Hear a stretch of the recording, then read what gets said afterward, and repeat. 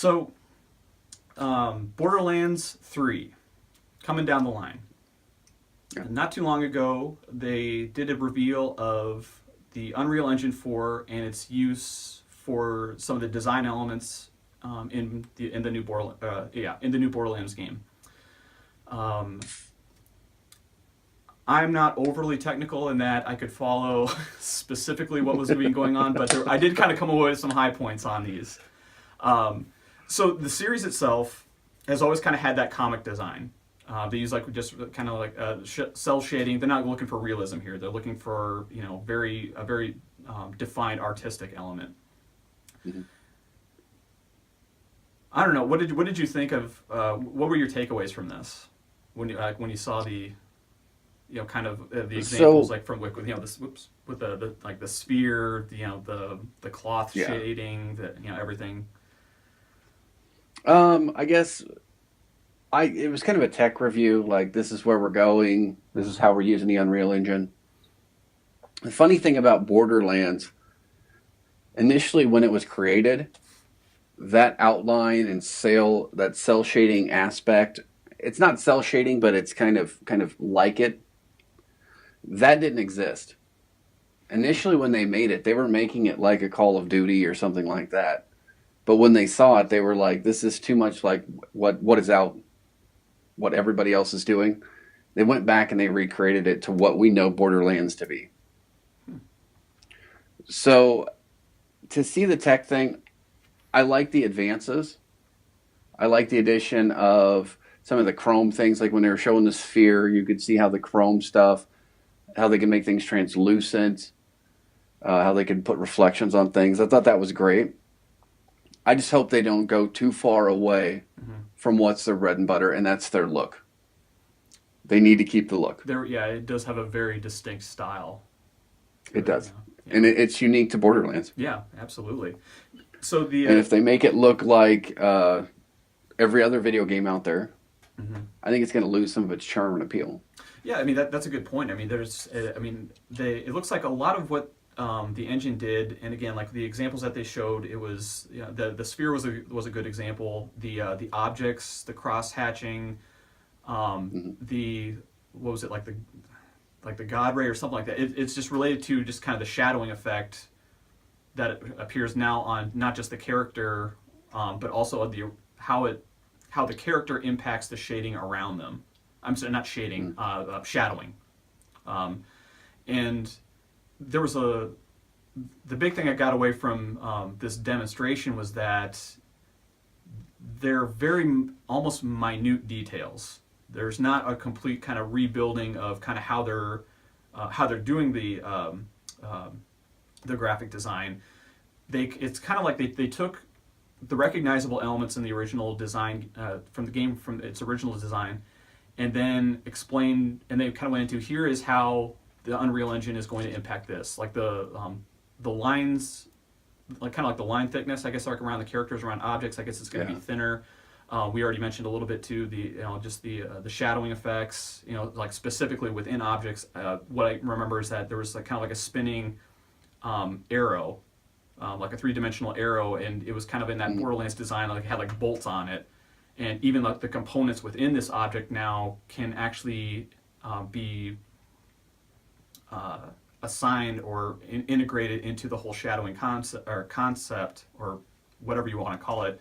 So that what I saw was, here's 3 bolts sticking out of like some rusty arrow sign that somebody's going to have outside their shop in the game. And each one of these bolts is unique enough in that it can impact how long and how large of a shadow it draws based on the light source.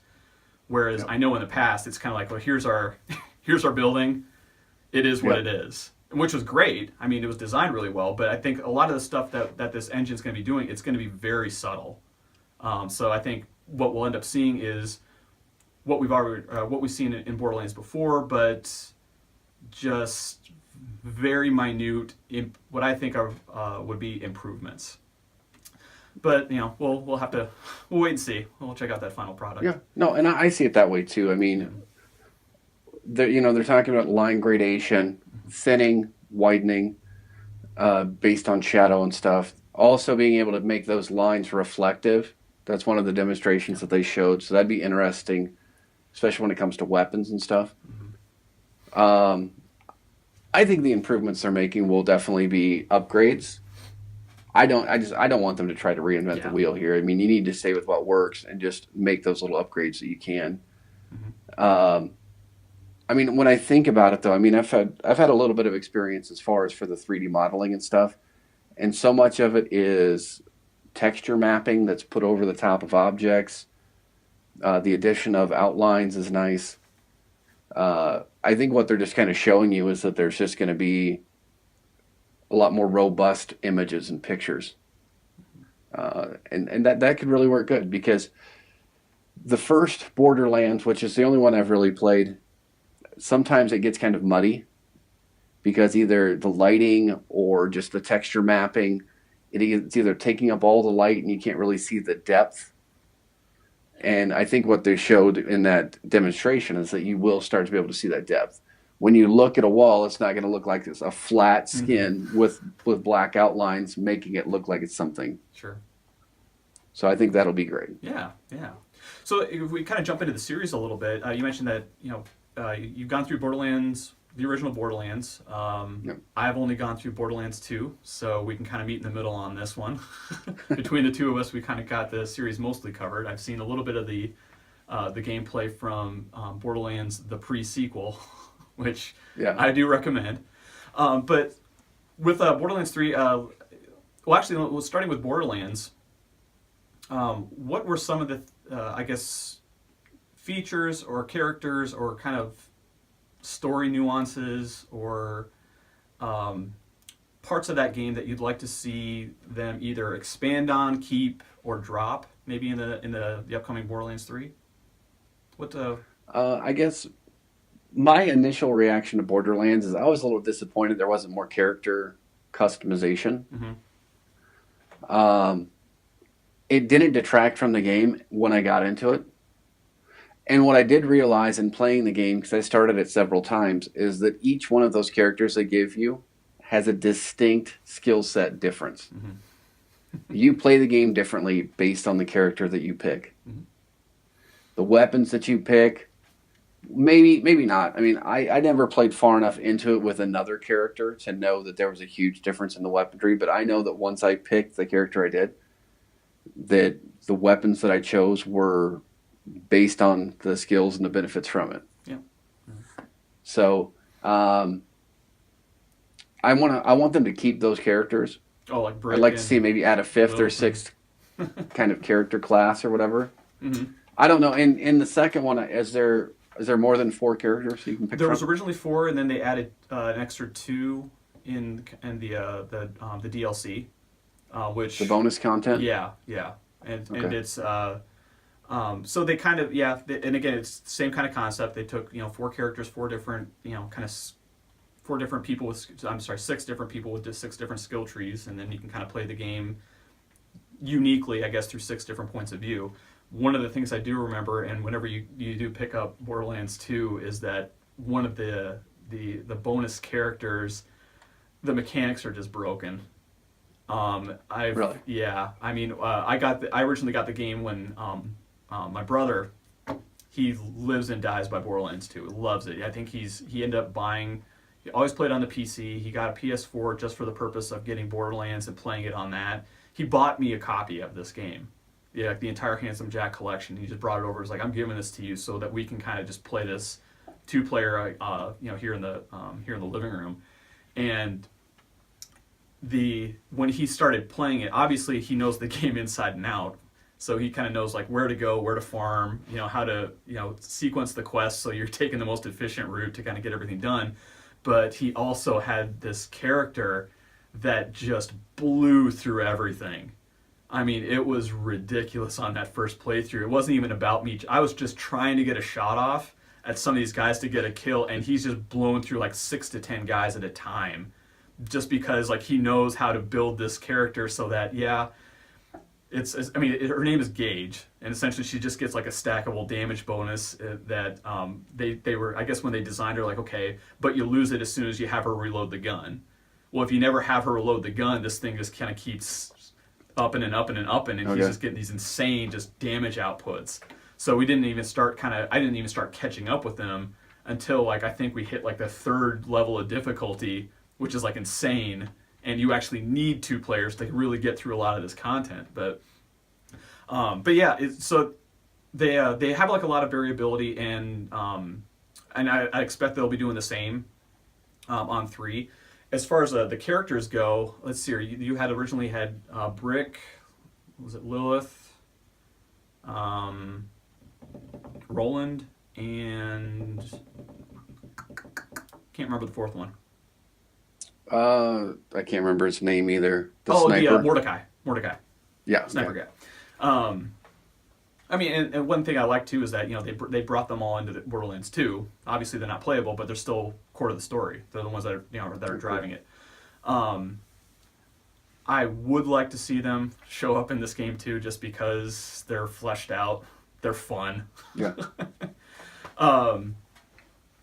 As far as well, if we go visual, we've kind of talked about the technical aspects of it, but original Borderlands, like what kind of zones or what kind of areas did you think that they really did well with, and that you'd like to kind of see? Like, is there maybe like a cave element, maybe a jungle element, maybe a desert element? I guess what I'm trying to get to is Matt, if you build your Borderlands, what would you build it with? I would reduce the usage of cars a little bit. Really? I mean, just having only played the first one, Mm-hmm. I just thought the car element of it was just a part of it. There was nothing outstanding about it. There was nothing great, nothing I want to go back and be like, oh, I want to drive the car some more. There's none of that. I like the initial zone you start out in. And I'm blanking on the names. I really wish I could. New Eden. Mm-hmm. Is that where you start? I mean, I'm assuming. Okay. I really like Sounds the right. first zone you start out in. Then they kind of got less and less. I'm trying to think what the other ones were, because once you got into the second area and you were in New Haven or Old Haven. You were in Old Haven, then you found New Haven, but then you were in the went Commons. crazy with those names, Yes, didn't they? that was the thing. Yeah, then you were in the Commons, and you were either in like the East Commons or the West Commons. I guess the areas worked fine for the game. Mm-hmm. I kind of liked the pace of New Eden, though. The initial 10, 11 levels of the game, and the boss at the end. That to me was like the most gratifying part of the game. Sure. Because after that, once you moved out, it was just like grinding. Mm-hmm. A lot of grinding. When I played the first one, I took every mission and played every mission they gave me. And it really got to be a grind. Yeah. I guess with me, I just didn't want to miss out on any content. And it was one of these things where by level 22, I had settled on the weapon that I wanted to use all the time. Mm-hmm. So I kind of spent the rest of the time trying to find something as good or better at a higher level. And I think I finished the game using that same level 22 weapon. Really? Yeah. So I did enjoy it. I really did enjoy it. I wouldn't have stayed with it. When I stop enjoying something, I have no problem putting it down. Sure. Sure. So it was a great experience. What's your take on the use of the claptrap robot? It Is this a yay or a nay? has its place. Because he shows up in every single game. This guy Does yes. That series is the mascot of the game. I think even in the pre-sequel you can actually I don't know if he's one of the original 4 that you can play as, but he might be like an add-on content character where you can actually play as him. But what's your opinion on this guy or on this thing? Initially, it was kind of annoying, but I didn't really have a problem with it. Really? If I found one, I knew I could usually expand my my content or my backpack or whatever the hell it was. Mm-hmm. Yeah. So I was more than willing to go help him. But that's just for a game reward. But I'm talking just as a Yeah. character in and of itself. I really don't have a problem with it. Ugh. I actually, in the first one, you never played the first one, but there's an area in the first one where you meet a Claptrap and he's got a real attitude, called you a skin bag. And I actually kind of thought that was refreshing after seeing all the other ones. I'm like one that's got some character. Yeah. Well, that's. So yeah. So what we know about the new game, at the very least, is I think it's going to be on. It's not on. What was the name of the planet? I'm pulling this up right now. The Pandora, is that the name of the Yeah, I planet? want to say. Yeah, for some reason, I felt really apprehensive about saying that because it made me think that I was trying to say Avatar. Because the Avatar? Yeah. Okay, so it looks like the new one. It's not going to be on this new one's not going to be on Pandora. It looks like it's actually going to be on a different planet, Prometea, Prometea, and this is all based off of the Easter egg stuff that was coming out of Battleborn.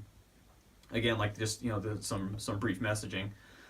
So that's going to be the name of the planet. It looks like there's almost a little bit of a warning in that the archaeologist Tanis, apparently there's more to her than we think that there is.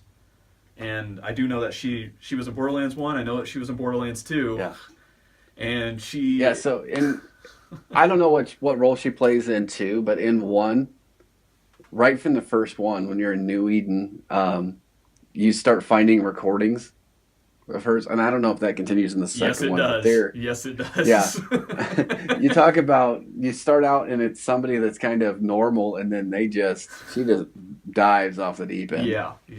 That is all you see about her in 2, is that she is one of the NPC characters that she's part of quest lines, she's part of drivers of the main story too, but she is just fucking nuts.